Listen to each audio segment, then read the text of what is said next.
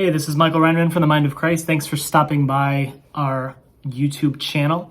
I want to do a quick teaching today on wineskins, new wineskins, something that's kind of tried and true. You've probably heard teaching on it before if you're a Christian. There's this passage in Mark, Matthew, Luke. I think it appears in all three of those where Jesus is talking about this new wineskin that has to go, can't receive the new wine. So it needs to become a new wineskin. The old wineskin has to be transformed so that it can receive the new wine of heaven. I want to just give my quick perspective on that today. If you're new here, I want to encourage you to like this video, subscribe, interact with our community by leaving comments. And of course, you can always contact me directly. Check out the Seeking His Mind website. If you have any comments or other questions, I can always respond to them.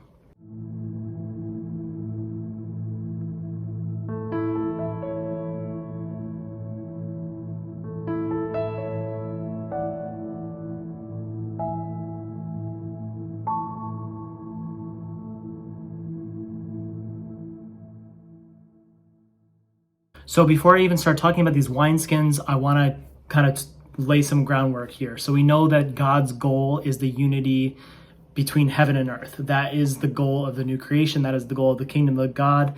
It's about bringing together the life of heaven and marrying that to the life of earth. So it's that earth becomes a more perfect expression of the life of heaven. That's the purpose. That's the goal of the gospel. That's the whole reason Jesus Christ came. We have this verse from Ephesians chapter 1, verses 9 and 10. This is actually one of my favorite passages, Ephesians 1.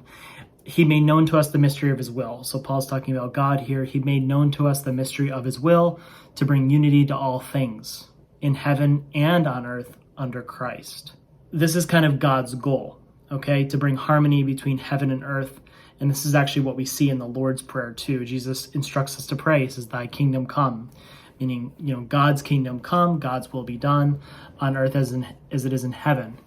When the disciples asked Jesus how to pray, that's what he says. So that's kind of confirming that God's goal, according to the Lord's Prayer, is this unity that's achieved between the will of heaven and the will of earth. So the mind of heaven and the mind of earth, the heart of heaven and the heart of earth coming together, these two wills becoming one. That's the whole purpose of the gospel. That's God's whole purpose.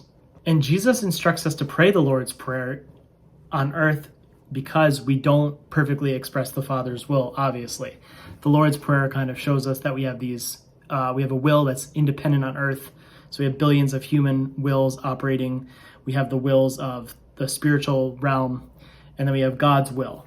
So clearly our will on earth, given the fact that there's so much darkness, sin, death, destruction, obviously doesn't match God's will right now. So that's why Jesus is instructing us to pray, "The Father's will be done, the Father's kingdom come on earth as it is in heaven." So salvation is about bringing that human will, or our human will, into alignment with the Father's will. And this was our will was once enslaved to sin and death and decay. It's been liberated through the Holy Spirit, who Paul says we've been sealed with that Spirit for the day of release, the day of redemption, when we put on that glorified body. So the whole purpose of salvation is this working out of bringing the old corrupted will into alignment with God's will through our union with Christ. And that's something we talk a lot about on this channel, union with God. And when we move toward this union, we start to come into the life of God. We start to be filled with God. God starts to become all in all. We start to express God better. We start to love better. We start to experience heaven, graces, giftings, angels. All those things become more and more evident in our experience. And that's what the kingdom of God is. And I think what we don't hear talk about a lot is that there's this process that moves us from point A to point B, okay? That moves us from the old order into the new creation order that's already here. So there's something that happens between these 2 points. And that's something is what I call spiritual process. And the spiritual process at its essence is a surrendering of the human will to the divine will. "Thy kingdom come, thy will be done on earth as it is in heaven." Like Mary says to the angel, "Let it be done to me according to the Lord's will." So not my will, but the Lord's will. So it requires this kind of crucifixion process in us, right? It requires us to lay down our lives and pick up our cross. That's what the Gospels say.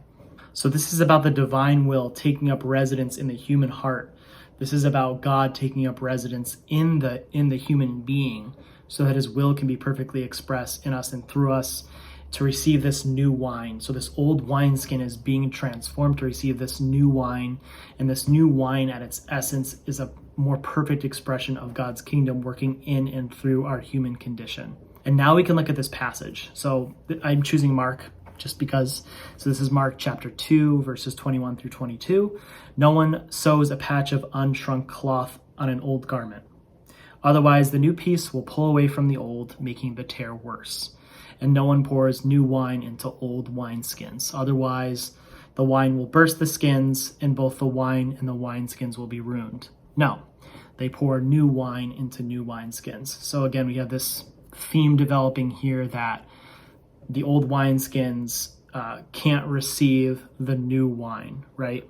Because the wine that needs to come is going to burst through that old wineskin because it's not fit for that new wine. It's not fit for life in the age to come, to use a reference, another scripture reference, okay? So if we're thinking about it here, the old wineskin that's being constantly and consistently renewed into the image of divine, that's our current state of humanity. And God is reshaping us and restructuring us and changing our thinking paradigms and changing our theology so that we can receive this new wine. We can receive this new experience of God. We can receive this shift in consciousness that the Holy Spirit is trying to bring about so that heaven's will can be made manifest on earth. And I think the person most resistant to receiving the new wine is you. It's me. We don't like new. We don't like surrendering the old. We don't like change. The human being likes comfort, likes security, likes materialism. We don't like changing the way we think, right? It's very difficult for us to shift our thinking. That is something that is so hard no matter who you are. It is so hard to shift your thinking, to shift these deep set beliefs, to shift the way you do life. It's very hard to surrender fully to the cross. It's terrifying. We like our materialism. We like our comfort. We like our safety. To surrender means I'm going into the unknown. It's something I can't control. If I go into that place, there's going to be fear, there's going to be terror because everything's changing around me, right?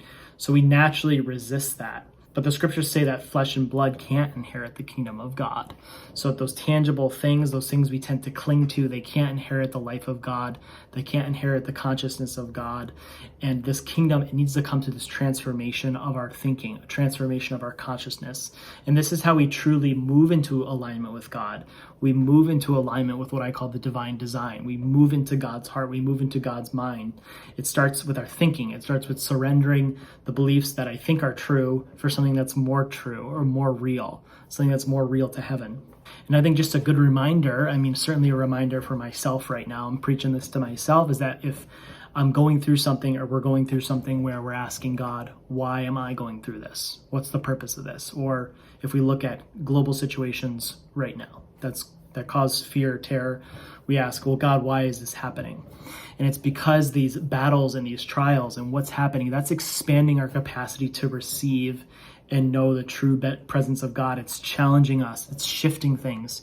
It might look very evil on the outside, but we know that God is working for good no matter what. So sometimes these things that have the appearance of evil to us, years down the road in the future, you can look back and see, oh, it's all going to make sense in God's grand design. We need to remember that sufferings are bringing us into contact with the inner self, the Holy Spirit. This is the presence of God that has been given to man through Jesus Christ. When you're going through something, it's really inviting you into a deeper relationship with God, a deeper yearning for presence, for freedom. And that's when God really comes and invades in that place of weakness, in that place of suffering, in that place of trial. That's where God loves to make himself known the most. And the man of the old creation, that old wineskin, it's passing away. So that the new creation reality, that new man, that new self, Paul calls it the new self that's being renewed in knowledge and image of the Creator, that's being put on, that's coming forth out of us and can receive greater blessings, can receive that new wineskin. And as the children of God, we know that everything, absolutely everything, is working toward that end, toward the end of glorifying the human condition, toward the end of moving us into the more perfect expression of God's will on earth. Paul agrees. Here's a very famous passage from Romans 8. This is verses 18 through 19 and verse 28. Paul says, I consider that our present sufferings are not worth comparing with the glory that will be revealed in us or to us. For the creation waits in eager expectation for the children of God to be revealed. And we know that in all things, God works for the good of those who love him, who have been called according to his purpose. So in all things, God is working good. God is working us into the image of the divine. All of humanity has been called into this purpose, and this purpose is to receive God, right? This purpose is to move toward the unity between heaven and earth. That's the purpose I mentioned at the beginning. So everything that's happening in us, to us, around us is working toward that purpose. Just to encourage you, new wine means an entirely new way of being. And this is about a new man. It's about a new humanity. It's about a new consciousness, a new way of being that experiences life spiritualized, that experiences a life that is full of God. And this experience of God is going to surpass knowledge. Paul says also in Ephesians, I pray that, this experience of God, it surpasses knowledge, so you can know this love of God. I pray that you have this wisdom so you can begin to experience God in your lives. And it's not just mere fact. It's not just doctrines or ideologies, And as we grow into the image of Christ, a more perfect unity is achieved between heaven and earth. And this is what's going to allow us to truly walk in accordance with the will of God and in the power and the life of God. So that's all I wanted to share. Feel free, again, to interact, like this video, subscribe to our channel.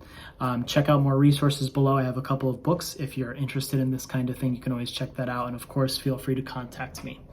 Until next time, this is Michael from the Mind of Christ. I'll see you soon.